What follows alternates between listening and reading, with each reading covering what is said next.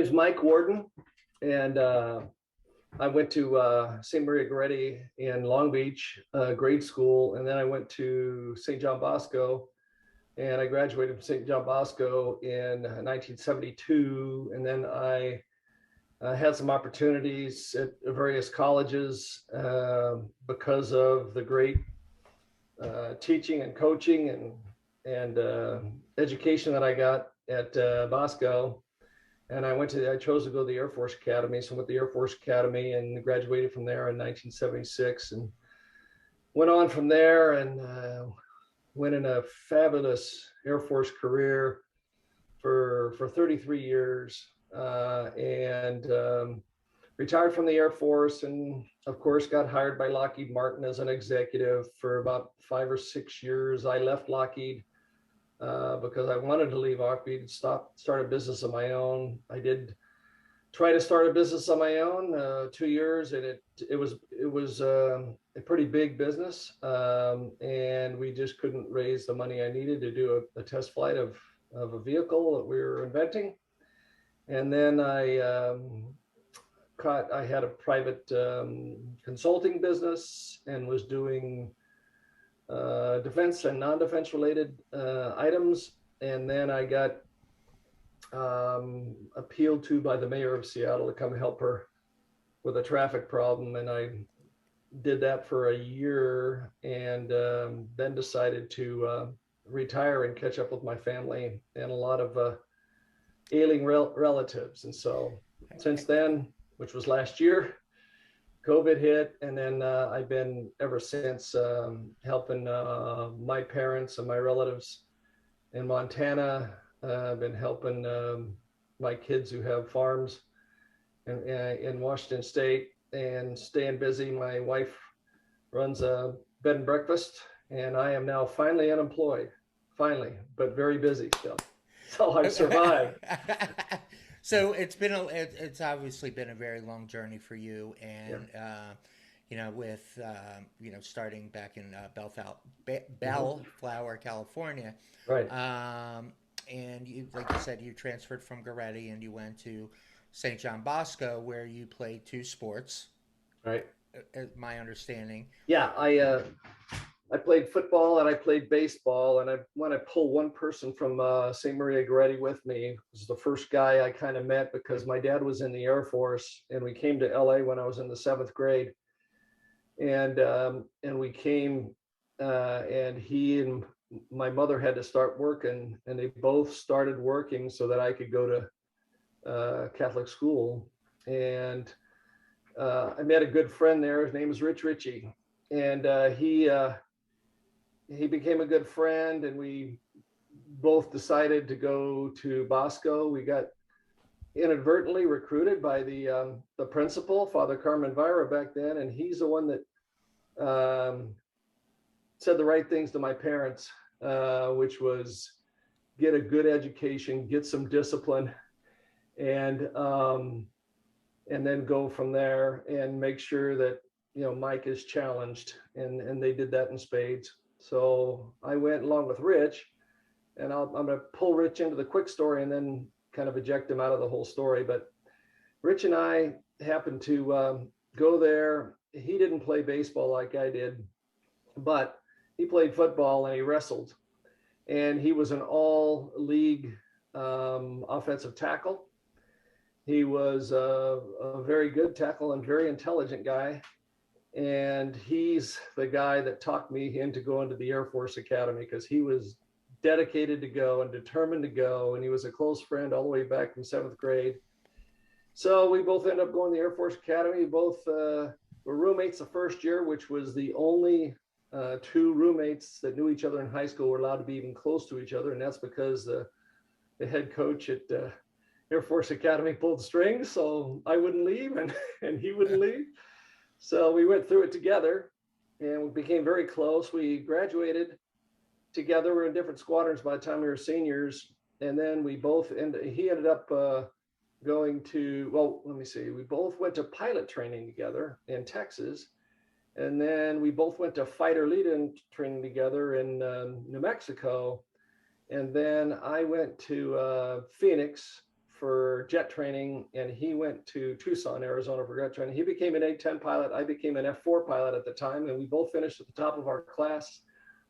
And we had a big graduation event with live missiles, live bombs, and we were fighting against the National Guard in a big air war over the deserts of Arizona, Gila Bend bombing range, and I was the mission leader as a brand new second lieutenant, the top student, and he was a top student from Tucson, and we flew, and he went into strafe with his A-10, a column of tanks out there in the desert, and he had a good strafe run. I was overhead for fighting air patrol and the dog fighting overhead. I looked down when he called in on his attack, and I watched him come off the target that was exploding and everything else, and he caught his left wingtip on a ridgetop, cartwheeled in, blew up.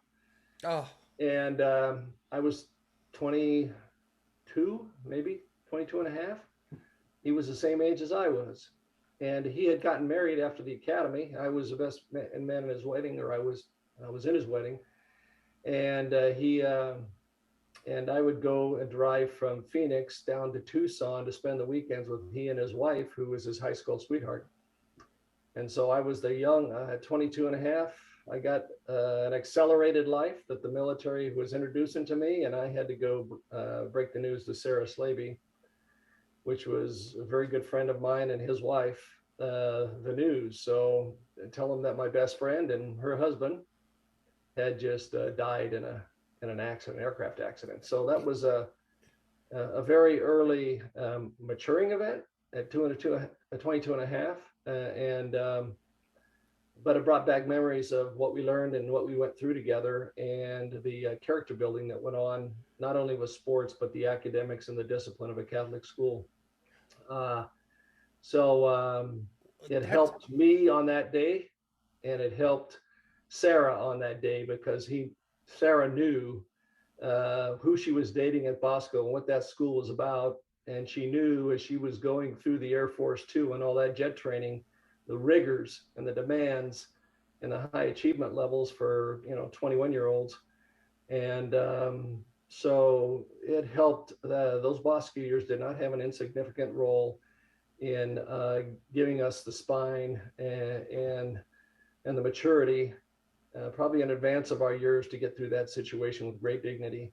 I also broke the news to help break the news to his mother back in LA. Went out and got her, picked her up, and her sister, and we all went up to Colorado Springs to bury Rich, who had just graduated from there about less than 2 years ago. So were you thinking about, thank you for sharing that. I mean, were you thinking about, after that happened, did you ever think, what am I doing here? Like, I can't do this. I just saw my best friend get killed. Did you think about, is this right for me? Haven't seen that? Yeah, no, I to be honest with you, I was into it. I was in the zone. I mean, and I learned that, I think, in high school when we went back there, and Coach Masick put us through the grinders and all these other unbelievable, and it was smog back then in LA. And we just worked harder and had higher levels of expectations. And when we reached that level, he'd always inch the bar up. He wouldn't yank it up, he would inch it up. And it was a special chemistry at that place to try to get the most out of each student's potential, both physical education. I won't say social so much, because we were an all boys Catholic school. Right. And there was little time for girls, at least in my life, but somehow Rich lucked into Sarah, who was I think a cheerleader at our sister school. But anyway, I thought I would bring the Rich Ritchie chapter in there, just to draw it back to St. John Bosco, and draw it back to the expectations and the sometimes driving you, sometimes luring you to your peak in terms of performance, academically, athletically. There was just high standards, and they really cared. And so I grew up a lot at Bosco, and of course that helped both Rich and I be at the top of our class, not only at the academy, but at the basic pilot training, then advanced pilot training, and then fighter lead-in training, and then in our two weapon systems, like mine F4s at the time, and his NEA 10s. And so we were highly competitors. We were highly competitive. It was in our DNA. And so, yes, it was hard at 22 and a half, but I did not shake at all that I was amongst elites, and we were hyper competitive, and I loved it. I thrived on it. And even if it took my best friend very quick, it made me even more determined to succeed, and follow the good mentors that I was getting. Most of them were Vietnam veterans, hard chiseled 3 tours in Vietnam, maybe shot down a MiG or two, and were pretty bitter about ironically, about how that one ended. So no, it didn't shake. It shook me up emotionally, but I never wavered in terms of meeting challenges. Thinking, and so Catholic school education. I didn't go to a Catholic school, Yeah. but from what I hear, with a Catholic school education, you know, there was I guess there were like financial troubles, or a lot of Catholic schools had financial troubles. I mean, what are the things that you touched on it, but what are those things that really make a Catholic school education, um, unique? And part two of this question is your arch rival, Matter Day, Mhm. when you were playing. What was the difference between those two schools?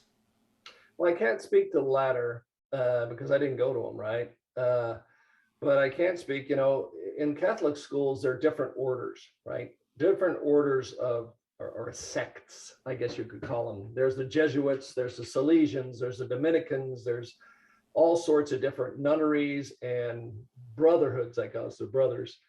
So we had at Bosco Salesians, and Salesians are known in the Catholic world for being very um,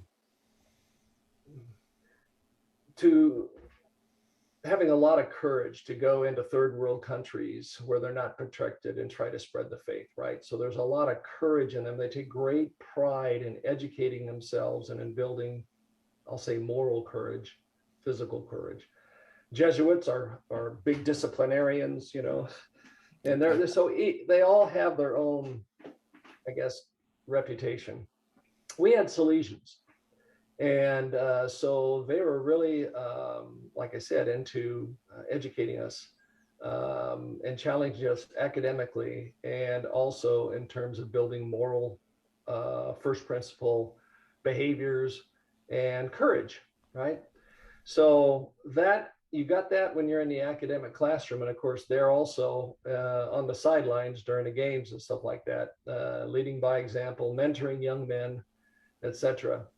So the academic side was challenging. I had no problem with the ACT or the SAT tests, and I didn't take it back then. I didn't take it twice. I just took it the first time and got high scores. So I'd have to worry about it. And as a result, and I was a student athlete.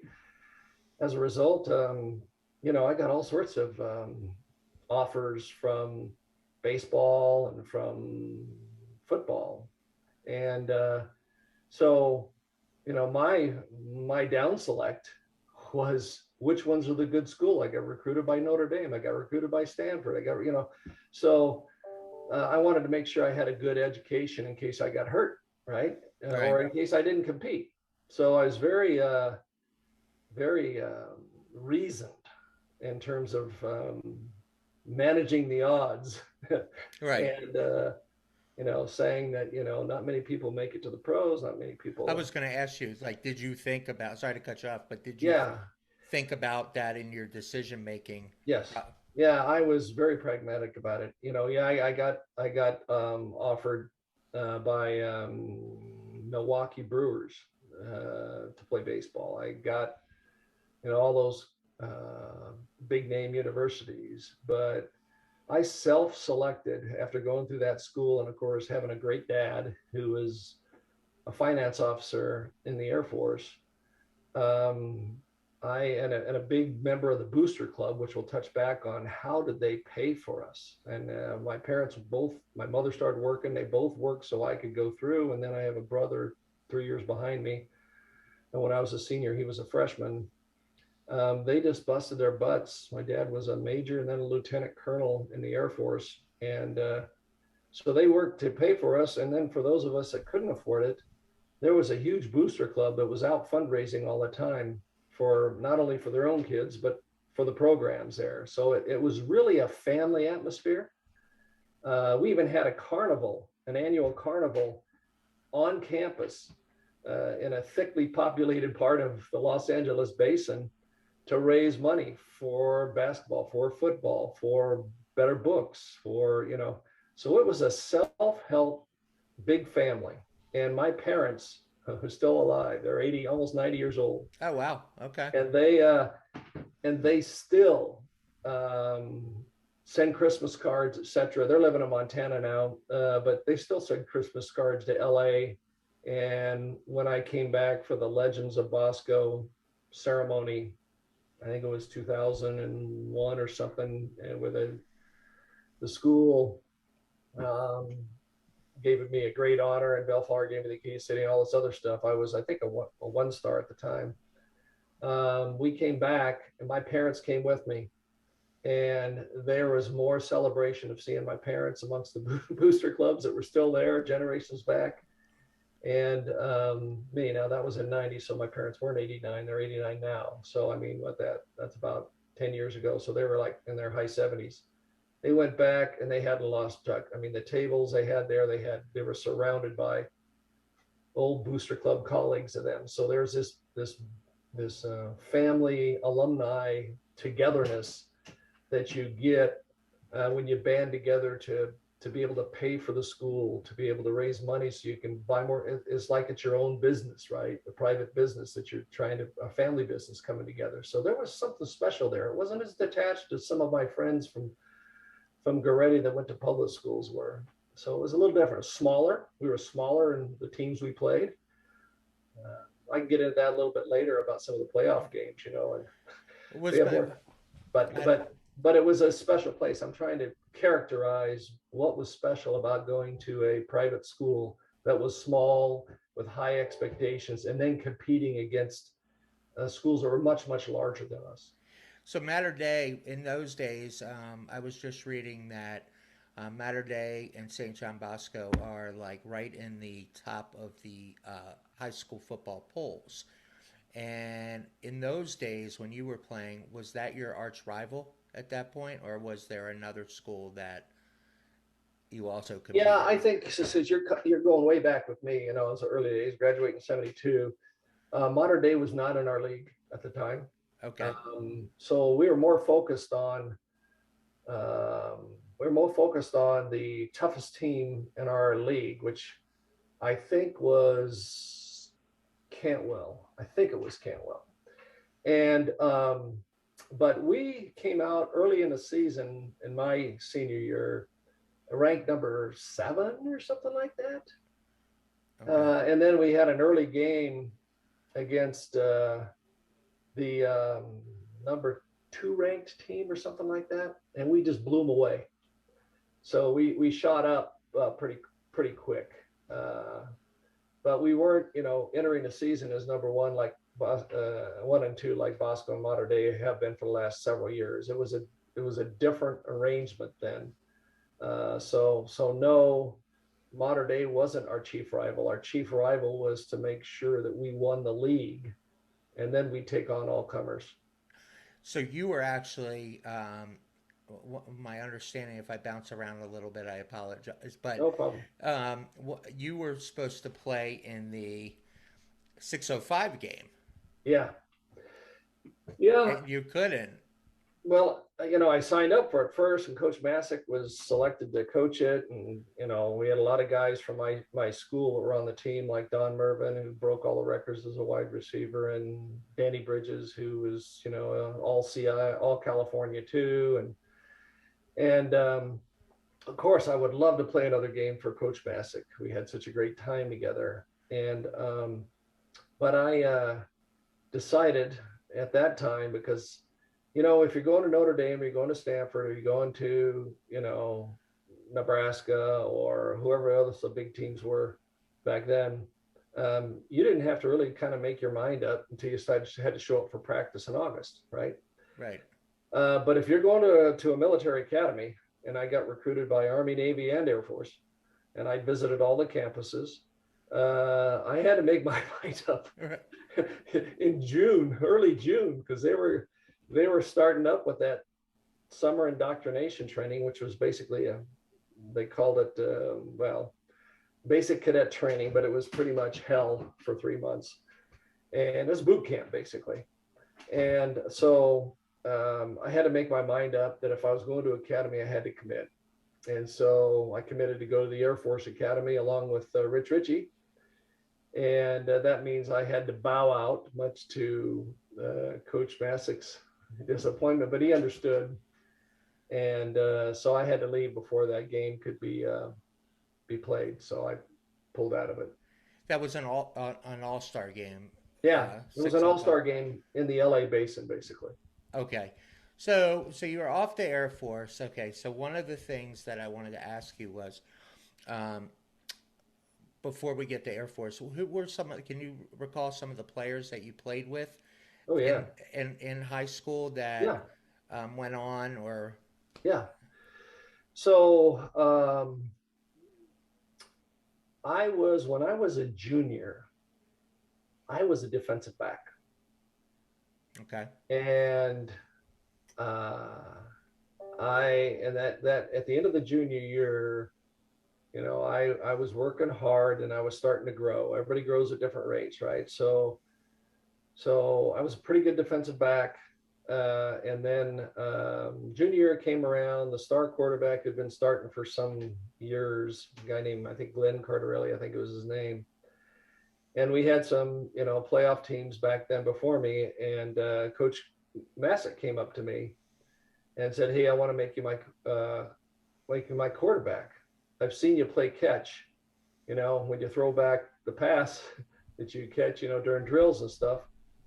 And he thought I was fairly intelligent, and he was also a history teacher in the school, and he had me. I was in his class a couple, at least once, and I had other coaches that were teachers also, and so I guess they had got together and said, "Hey, we want to try to take a long shot and see if we can turn this guy into our quarterback." So during that summer, I went to 2 quarterback camps at colleges, learning how to throw, learning the art of quarterbacking and stuff like that. And then Masick enrolled Don Mervin and all our backs and receivers into a flag football tournament in the spring and summer, after spring ball at Bosco. And it was against all the teams, and we were against the big teams. And we really got our timing down. We got our camaraderie down. We kind of could read each other's minds, and we started trying some of our audibles, right? And Coach Masick, the coaches are not allowed to get close to any of these players, But of course, Coach Masick, he stayed within the rules. But after each game, he would come back and say, "Okay," and they're not even allowed to be there. He said, "What happened? Where'd you do good? What'd you do bad? What'd you learn? What should you have learned?" Just took us through this gauntlet of questions and everything else. And we go back. And of course, we surprised everybody and just blew everybody away in that league. And so at the same time, I went from defensive back to starting quarterback with a lot of confidence, right? Yeah. Because did spring ball, played that flag football league, went to the 2 camps, and I did very well in the camps. I mean, the people that were in the camps sent some notes back to Coach Masick. And so I was pretty confident for a rookie quarterback going into that first game. And I was really confident was we had a lot of good athletes in the skilled positions, the receivers and the backs. And we were running a highly audibleized veer option running game From We Are as Marshall, well. they did that, and We Are Marshall. They talked about the veer because they didn't have the tools, so they were running Yeah. the veer. So Yeah. We yeah, ran the veer option. Houston had run it that year to great effect. I think Houston in college. And a couple of other schools were starting to run it. And there were great successes against traditional defenses. And if you had a quarterback and running backs and wide receivers that could almost communicate by osmosis, I mean, I could audible any play in the playbook, right? I Okay. could change it from run to pass. I could change it, and everybody knew what to do. And we've been doing this all summer together. So all I had to do is make sure the lineman didn't screw it up. And Rich Ritchie, we had three three of the front five were all league. So yeah, we had 2,000. You probably read it up. We had 2,000-yard rushers. The two backs were both 1,000+ yards, and I was almost 1,000. I can't remember what it was, but it was. But I made up for a little bit in passing. So we had a really balanced attack, and Coach Masick would really challenge us, and he'd delegate to us, and we earned his trust. And he was a hard taskmaster. I mean, that's a whole other episode on Coach Masick. But but anyway, so we kind of came from 7 and blew to the top right away when all that manifested itself. And so I would say that at Bosco, the brand that we were continuing to build back then was we have good students. They can think. Okay. Yeah. And back then we weren't as big as they are now, right?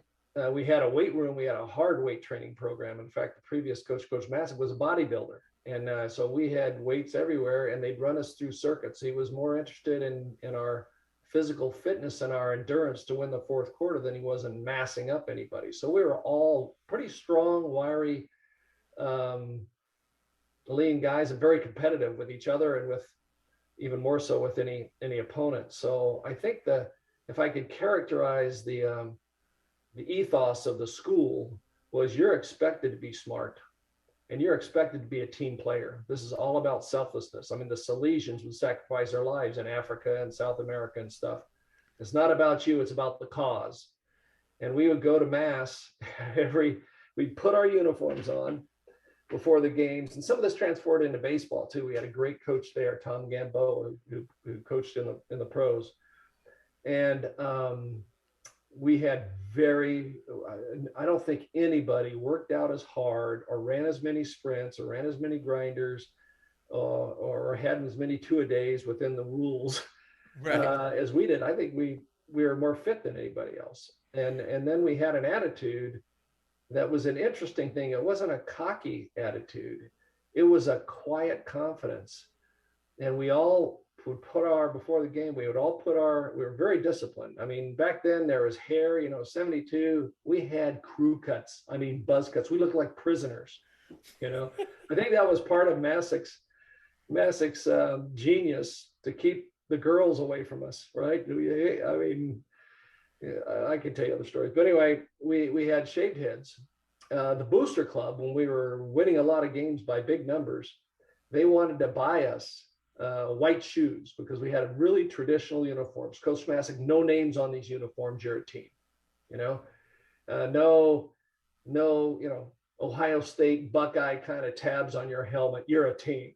It's more like Penn State kind of thing. Yeah. And no white shoes. So yeah, we the Booster Club tried to buy us white shoes because we already had 2,000-yard rushers, and I was pushing 1,000 yards, and I already had a lot of passing records, and so they were going, man, we're getting close to the playoffs. Buy white shoes, and Coach Masick threw a fit.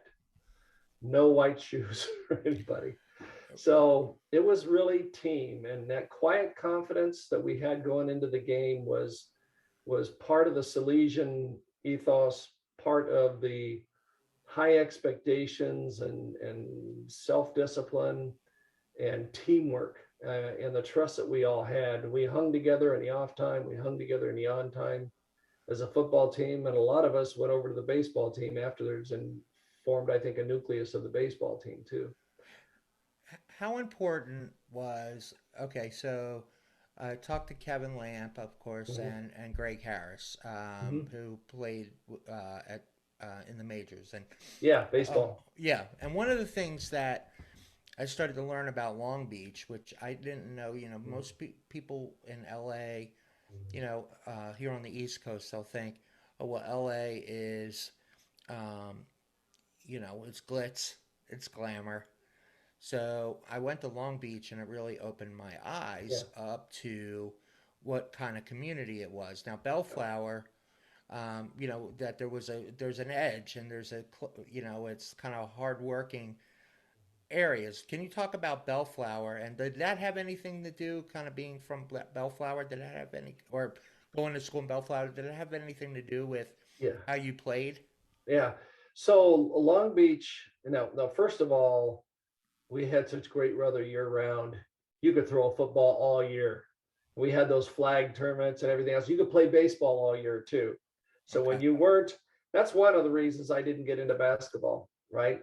Is because during basketball season, since he was switching me from DB defensive back to quarterback, after my junior year, I had a lot of work to do on football. And when there wasn't a league going on, or a touch football league, or a football camp, or anything else, then I was in the weight room, right? And and then similarly in the baseball, I can remember Coach Gamboa in off season where it was legal. We would be hitting birdies. You know what I mean? Birdie, a badminton birdie. Yeah. He'd throw them at us and watch our eyes and watch our bat control. You know what I mean? See how quickly you could make a good connection with each and reposition. And so he's looking at hand-eye coordination and bat control. I mean, we're doing that. It's not even baseball season.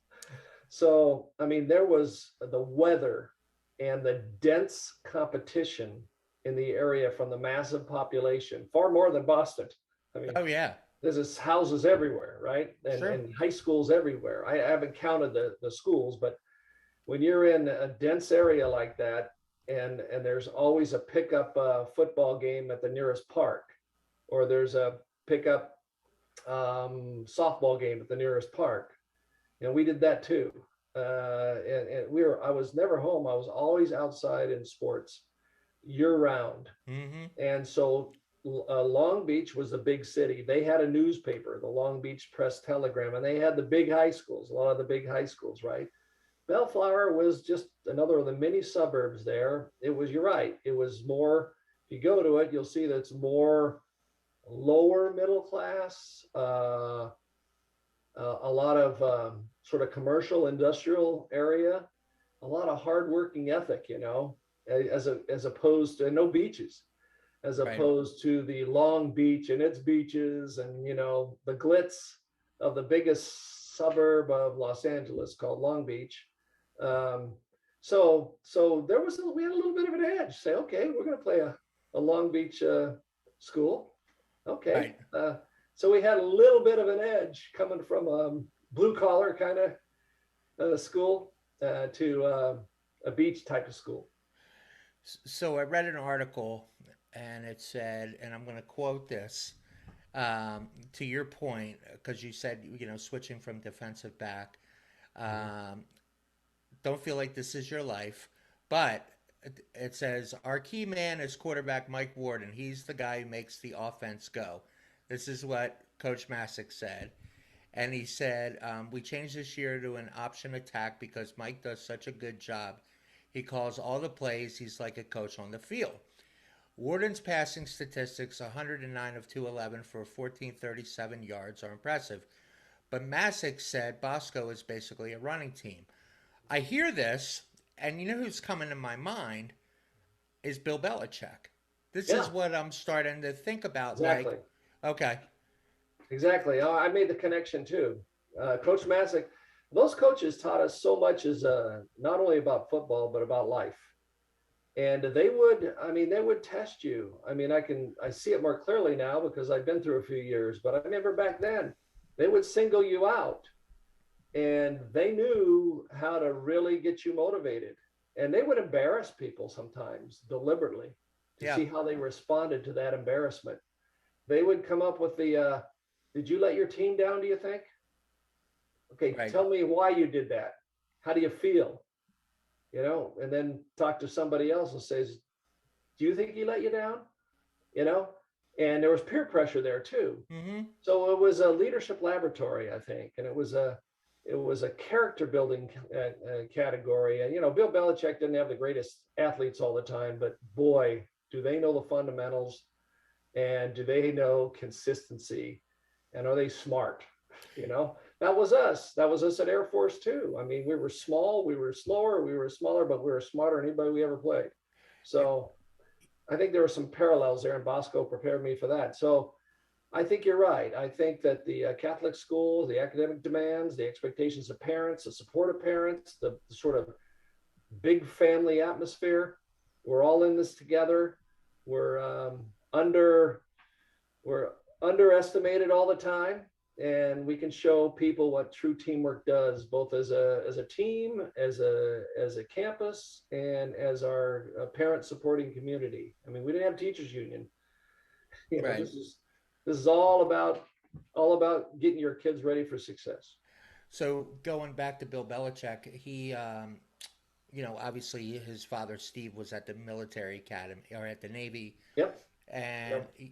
I live about 7 minutes from Foxborough, and Mhm. Bill Belichick, every time they interview him, he gives them nothing, right? He's like he mumbles, Yeah. and his players are really, if you leave the locker room, because I've seen it, what stays here, what happens here stays here. Yep. And he is very extremely prepared. Hmm. His players, well, a friend of mine or a guy I used to work with played for the Patriots, and he was a big free agent signing, got Hmm. millions of dollars. One of the players on the team got hurt, and they wanted him. He was an outside linebacker, and they wanted him to now drop back into coverage to replace someone. Or they brought him in to sack the quarterback, and they dropped him back in the coverage, Hmm. and he hated it because Hmm. he couldn't be the star because he Hmm. couldn't go after the Hmm. quarterback.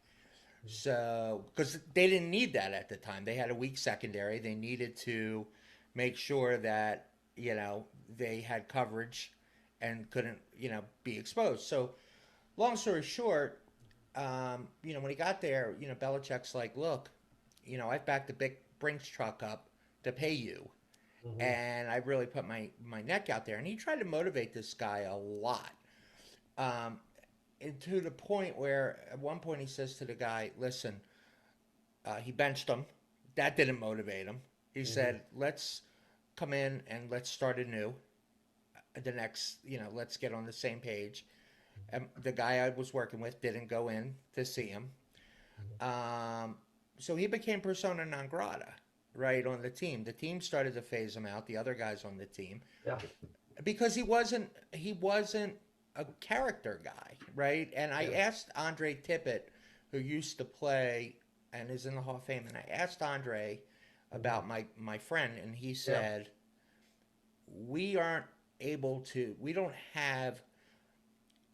Everybody has to do their job on this team, Right. and we're not big enough to have. There's no stars on the team, Right. right? Right. So I see Belichick, and people were like he's the most prepared, right? Yep. There's always preparation, and it's Right. like, and you don't see them making stupid mistakes. They never do. Yes. So I love that. I just wanted to close the loop on that. Now, Yeah. going back to the Air Force, so you go back to the Air Force, and you're playing quarterback, and you went with some famous. Well, I was going to ask you about a couple of names. You went to school. Did you?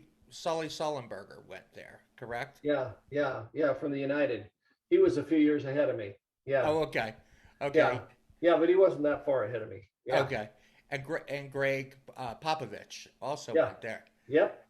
Yep. Um, was there any other players? I was reading that, and then I want to talk about military stuff Yeah. too, if we can. Yeah. Sure. I was reading that you in your games at Air Force, you had the game against Joe Montana. Yeah. What was that like? I mean, going into South Bend. Yeah. Well, it's a kind of an interesting story, because I got recruited there, but I figured, the odds were I'd never play. And it's a good thing I decided that, because Joe Montana went there at the same time. Right, right. So, so the man upstairs was feeling merciful towards me, but I ended up playing against him. So yeah, I played against Notre Dame each year. And here I am, a little Catholic boy recruited by Ara Parsegian. And I'm a freshman, or I can't remember, freshman or sophomore. I think it was our first game up there. Yeah, we played up there, I think my freshman and my junior year. Anyway, I'm stretching on the sidelines, and the quarterbacks go out early and work out, and it's the first time in Notre Dame Stadium, which I'd seen before in a recruiting trip. But I'm there wearing a Falcon lightning bolt, and his guys are over there, and we expect them to be bigger. They're bigger. And Eric Parsegian comes over to me, and I can't remember which year it was. I think it was sophomore, but I'm not sure. And he comes up and says, "Hey, Mike, how you doing?" I said, "Coach, I'm doing great." He says, "You like it there?" I said, "Yes, sir, I do." And he says, "You have any regrets?" I said, "No, sir, I don't." And I said, "But I think you're going to try to deal some regrets for me today, So, and he was so kind and so humble and so nice. And every year we went back and played. The last year was, of course, at Air Force, and that's when we were ahead 30-10 with, I think 4 minutes in the game or 6 minutes in the game or something like that. And they were number one in the nation. They were reigning national champs. They were undefeated. Air Parsegian's a coach, and Joe Montana's junior and senior years, I think. And anyway, so we ended up losing that game. They got 21 points in the last 4 or 6 minutes of the game, and a couple pass interference calls that I think God was on the wrong side of, but we ended up losing 31-30 to them. And they went on to be national champs, I think. And so, so then my junior year, we were playing at Notre Dame. It was on national TV. It was Thanksgiving-ish time. And again, he came out every year and talked to me while we're working out, and we came into the hotel the day before. Of course, we're in uniform and we're disciplined, and we got to be into bed at 10 and everything else, And they had this big, we're able to turn on the Ara Parsegian show. And so we turned the show on, my roommate and I, and we're listening to them talk about the game, and they just talked me up like I was a Heisman Trophy winner. And I go, this is not going to be good. No, because they pulled a Lou Holtz on you. Yeah. So anyway, we got beat by him, and it was a real physical game. And I ran a lot at Air Force. I mean, we didn't run the option, regrettably. We should have run the option. But back then, the coach had been successful in previous Cotton Bowls and stuff, and he didn't want to run the option. So I ended up scrambling quite a bit. And there's this one play where they were like going to flip a coin for me when I dropped back to pass, seeing who was going to tackle me. Then they are all coming, and it was funny. Rich Ritchie was our right guard, from Goretti. He was a starting right guard that senior year, or that year, I think it was a junior. And he just turned over his shoulder and he looked at me with his helmet, because the guy he was playing across from was Mike Fanning, who played for the LA Rams, was a big pro defensive tackle, big guy. Okay. Looked like they painted his head gold. That's how big his face was. It was pouring out of it. And he was eye level. I'm in this, I'm behind the center, and I look at him. He's almost eye to eye with me. Oh, that's funny. And Rich just looks over his shoulder. He knows what the play is. It's a drop back pass. And he saw the linebacker lean in to come. And, Rich is a pretty smart guy. He played at Bosco. He just looks over his shoulder and he says, "Watch out, Mike." So when I took the 7-step drop back pass, they had got through. I mean, there's 2 big Notre Dame guys, just peeling off the blocks and coming for me. And I pump faked up, and they both went up in the air to block the pass. And I ducked, and I went 60 yards up the middle. I got tackled on the 2-yard line. I know I got pushed into the Notre Dame band. And I get up from it, and I'm kind of running back to the huddle, and there's Coach Parsegian violating the rules, runs all the way down to me. And he says, "See, I told you you're as good Yes. They showed on the show. We lost anyway, but it was a great story about there was, and when he recruited, it was kind of a bond from a Catholic, all boys Catholic school to a guy that wasn't Catholic but coached at Notre Dame. There was kind of this synergy we had without even really knowing each other. But yeah, the last game we should have won, and Joe Montana brought him back 21 points last quarter. I probably made the Joe Montana highlight reel, except they would only show my defense, not me. But I got NCAA Player of the Game, There you go. So you and but anyway, I couldn't get the lazy boy couch because it was against Air Force oh, regulations. I have a funny story about that. But Anyway, which so okay, so then you're then you go on and it sounds like your football career at Air Force was really about getting the opportunity to play football, but you right, had a bigger calling in your life than football. You had the Air Force yeah, and serving in the Air Force. Now my dad was in the Air Force yeah, and he was a cryptographer, mhm, and so he says, but but yeah, he died, but my yeah, dad went on his when he was dying, in the later years we got to know each other. We kind of had a little bit of a weird kind of a little a different relationship. And when my dad was dying in his last couple of days, I said to him, I said, do you have any regrets in life? And he said, not staying in the Air Force. yeah, That's exactly what he yeah. said. Well, let me take you back to Bosco too. And this is going to be, guys like Kevin may not understand this. I happen to be a class president too. The worst class president probably in the history of Bosco, because I haven't made one reunion, but most of it's been because I've been either in wars or overseas or doing something, and not in the States, much less Right. in California. And so when I went back to be best man in Don Mervin's wedding, he was our all-state wide receiver. He went to USC, uh, and I went back to be the best man in his wedding. That was like, he got married when he was still in SC, so I was still a cadet. I think I might have been a junior, and I went back for the two days at the Air Force Academy and let me go for a special situation. I went back as the first time I saw all those classmates and all those parents. And it had been only, what, 3 years, maybe 2.5 years.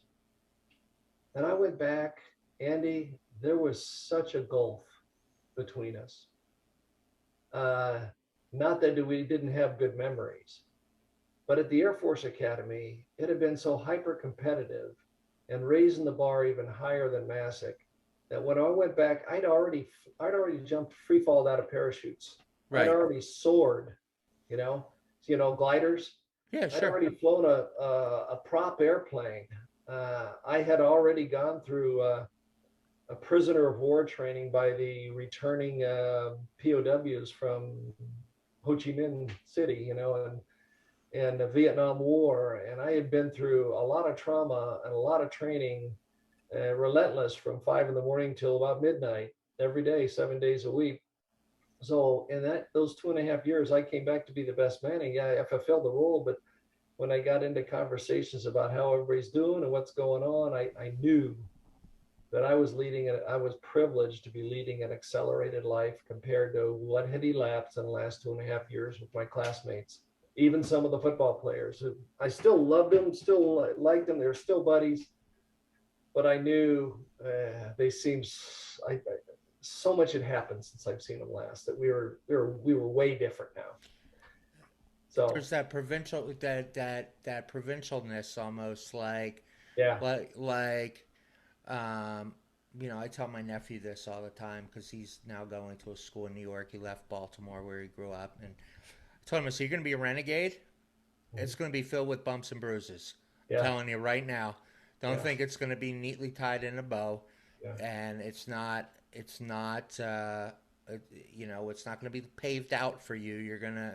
You could stay at home and you Yeah. could stay and Yeah. just do whatever. But if you're going to go off on your own, then you need to be prepared Yeah. to, um, you know, it's you're going to deal with all kinds of people, and you're going to have your bump. You're going to skin your knee along the way, Right. and ultimately you'll figure it out. Yeah. You But hope. I would say that the foundation at Bosco uh, made me very competitive at Air Force Academy. And then the foundation at the Air Force Academy made me very competitive for being in the Air Force. And I then want. going into fighters and being among elites and probably the most hyper competitive of all the clans in the Air Force just accelerated uh, the experience and the sort of achievements and the activities that went on. So it all started with the foundation at Bosco. If I'd gone to a public school, who knows where the hell I'd be now. Well, I was going to ask you. So how do you? So now, because I find this in my own life, right? So in our project, Mike Warren's working with me, who played for John Wooden, and I know uh, Mike Warren, great he, guard. I watched him all the time. he's a wonderful person. Mike Warren is a lovely person He who is we've really become you know, pretty tight, and he's good. you know, I really I respect the hell out of him, and just in the way that he's not only stayed true to himself all these years, and hasn't, you know, kind of deviated from his principles to, you know, like he's true to himself, and I love that about him. And he's such a special guy, and I find myself being very honored to um, work with a descendant of Coach Wooden. Yeah, You know, absolutely. I mean, I watched him play, and he was a leader on that team. I admired him quite a bit. Of course, big fan of Wooden and the UCLA down in LA. yeah, he so Mike is terrific, and he's um, I don't know where I was going with that, but what was I going to say? We talk about coaching and foundation, you know, and that's where I think, you know, I think we don't have that today. So I was going to Yeah. kind of as much, and I guess my question is how do you turn it off, right? Like, oh, I know what I was going to say. So I become very intense, right? I'm a very intense person, wound very tight in the sense that I have expectations, and I try to. Um, I'm very hard on myself, but I I expect things. Now I don't expect you to be perfect, but I expect you to show up. I expect you to be accountable. I expect you to be honest and truthful, and and you know, share a foxhole with somebody. Mhm. Right. For me, that's the kind of relationships I want with people. Yeah. How do you take that, right, Mhm. from you what you learn and all the training, and how do you convert that to a life as a civilian Mhm. in, you know, in day-to-day life? I mean, do you find yourself like, all right, I got to turn this off because I'm too hard on people, or does that ever come into play? Yeah, it does. For example, right now I'm going to be president of the Rotary here, right? And so I've been in the Rotary for a few years, and I've been around high achievers my whole life, right? And so I think you have to notch down your expectations, but I think there's still uh, in Rotary, and I'm like the chairman of the board for the golf course out here. I'm involved in a local community, but I think where you connect, the coaches connect with people, right? Mm-hmm. Good teachers connect with people, Hmm. and I learned that when I went back.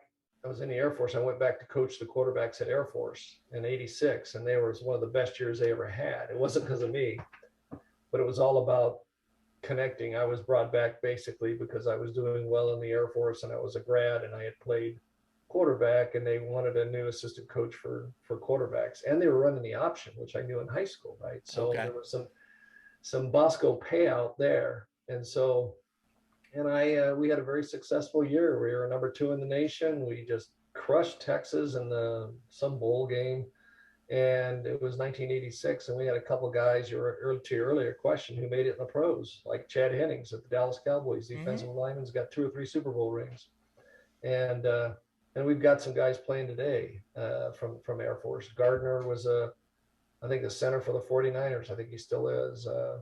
And there's some other ones out there, a handful, I'll just say at most.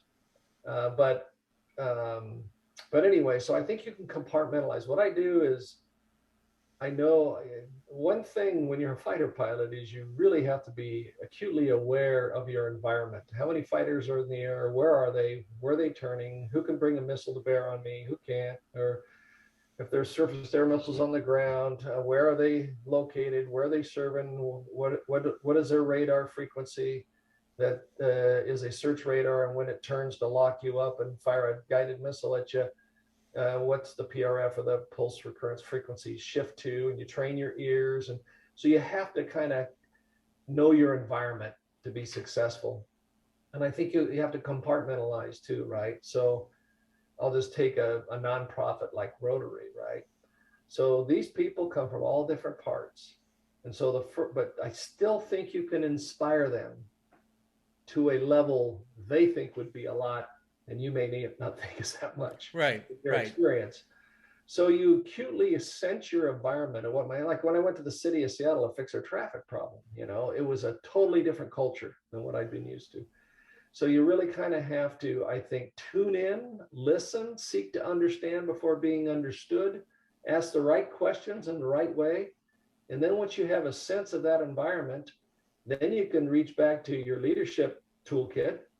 And one thing I noticed from Bosco, Air Force Academy, Air Force, all the way up, was to be a servant leader, to have humility. And one quick story: the Air Force, when I first went to the weapons school, Navy Top Gun school, and then Air Force weapons school, those Vietnam veterans would just beat the hell out of me in the air in dogfights, and they were ruthless, and they were profane, hard drinkers, from the bitterness of the war, etc.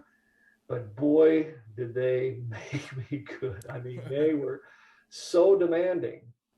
And when I got to be in charge of all that, many years later as a general officer, and I became the commander of the Air Force Warfare Center, in charge of all Air Force warfare training, we changed that weapons school from beat the hell out of you because you'll never be as good as me, that's what I remembered, to humble, approachable, credible. That is, if you're going to be the best F-15 pilot in the world, you've got to be humble.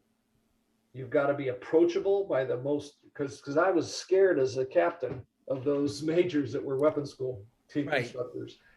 Humble, approachable, and credible. You had to damn well know that airplane, and you had to know it better than anybody else. So it's an attitude shift, right? And I think servant leaders do that. They have a humility about them, and they have an ability to connect with people and to find a way to tune into their frequency and to inspire them to achieve more than they would have otherwise. And that's that's the definition of leadership. You know what? I think that's something that working for people. Now I'm doing my own thing, but working for people, the leaders who I felt like had the emotional. You gotta go. You still there? I'm sorry, say again, Andrew. The leaders that had an emotional intelligence, Yeah. an intellectual, emotional, being understanding people, and being able to, not make it about them, but Yeah. I want to make it. I want you to have the best experience Right. possible, and I'm going to lead by example rather Right. than talk about my Yes. bonus or Right. stuff. And then you find, like, and to your point about the the guys who were like really hard on you, it's that's almost like growing up in a situation where you kind of had big brothers or whatever, and they beat you up, and then it's like, I don't want other people to go through that. Yeah. But Right. so I know the other side of the equation. Right. Right. So I had a couple more questions for you, and I appreciate you So what do you think? Okay, so you're a student of Right. military history. Right. Um, do you see that translate? I mean, we kind of touched on it, but do you see the correlation between football and military history? Is there, Yeah. you know, Yeah. I think one of the tying things is the word combat, right? And training, right? So um, you train very hard to understand your opposing team, baseball, football, athletics, right? And it's like you said, Belichick is probably the gets his team better prepared to play than any other coach in the NFL. So the more, success is 99% uh, preparation, right? Most of that is perspiration. So you just out train everybody. For example, in the Air Force, we train harder than anybody can imagine. And then, flying over Desert Storm the first night, when you're seeing all this stuff on CNN and stuff going up in the sky and stuff, it was easier than our red flags back in Nellis, Nevada, or Las Vegas, Nevada, in the Nevada desert, because you out train any games experience you're going to be in. Your practices are harder than your games, right, So, right. so I think part of that is learned in history, right? We studied military history at the academy, and then I was fortunate enough to get a graduate work in it, and then I used it later on throughout my career, even when I came back and coached back at the academy. And that is that you really out prepare everybody. You think of the contingencies and how you would react to each contingency. You almost over plan, and and you just out prepare for everybody else to play it. And there's numerous examples in history of how that came to bear. Right. I don't want to take you down them, but planning is a big thing. And then people are people, whether they're in a football game, a baseball game, anything competitive, like they're trying to win something. Mm-hmm. What happens is um, they're they got butterflies, adrenaline's pumping. There's a climate of fear and danger, right? There's uncertainty about what the outcome would be. They know they're an eyelash away from maybe losing their lives. And so human beings that perform under that kind of pressure and that kind of danger and that kind of chaos and confusion, it is the cool headed team that is trained in very rigorous environments that functions better. And when things break up, as they never inevitably do, into smaller pieces or smaller units or smaller brigades, battalions, armies, whatever, um, they pick up because they know the commander's intent, and they get back on course and they fall back in line and they continue the push or the second echelon push or whatever the intent of the operation is. So that's training, that's functioning under pressure, and sounds a lot like I'll just take it a high school football game. You prepare, there's going to be times when you just fumbled, but you forget about it. You learn from it and you move ahead, and you don't blame each other as losing armies do and everything Mm-hmm. else. So there's so much in any human team competition to include warfare. And so preparing, anticipating what they'll do, uh, uh, accelerating your decision cycle faster than they can react, that's all part of warfare and all part of competition. Awesome. Okay. Now, my last two questions. Rich Ritchie, Mhm. um, fast forward this was when he died. That was 70. 73 or 4. No, Okay. yeah. No. 77 or 8. How has that? I'm I'm guessing. Do you think about him every day, or do you think about him a lot? And how has that kept your life? You know, does that keep you? Is that like a grounding thing in your life to always kind of remember that relationship? Yeah, no, I have it. Those are the formative years, right? And when you're going through high school, you're trying to figure out who you're going to be, what kind of character be in high school, and now it's high school and college, and so those are your formative years that develop your character, right, and your attitude, etc. So I think that unfortunately, Rich has been followed by a lot of other names in my life, in my careers of other people Sure. that have whose death I've witnessed. So, um, but because it occurred during my formative years, it probably is more memorable than say numerous, unfortunately, numerous times in different conflicts, or different training accidents, or different funerals, or uh, etc. So, um, But he's with you. oh yeah, oh yeah. I mean, we're going through the same formative process, very close. And his wife ended up marrying another academy grad a couple years behind me, and so we know where they are and everything else like that. But yeah, formative years at Bosco carved out the beginnings of what those character and principled behavior, and I'll say personalities and attitudes were going to be. And that school gave us a jump. And now they're in a competitive rivalry with Mater Dei. So that's just going to hone the sharpening the saw even more. Exactly. Yeah, Now, I mean, if they didn't have a Mater Dei, they wouldn't be nearly as good as they are, and Mater Dei wouldn't be nearly as good as they are. It's kind of like Alabama and Clemson, right? I mean, it's in football, at least it's those hyper competitions that really make world breaking performances, and so I'm really glad the best thing that ever happened to Bosco was Mater Dei, and the best thing that ever happened to Mater Dei was Bosco. boom.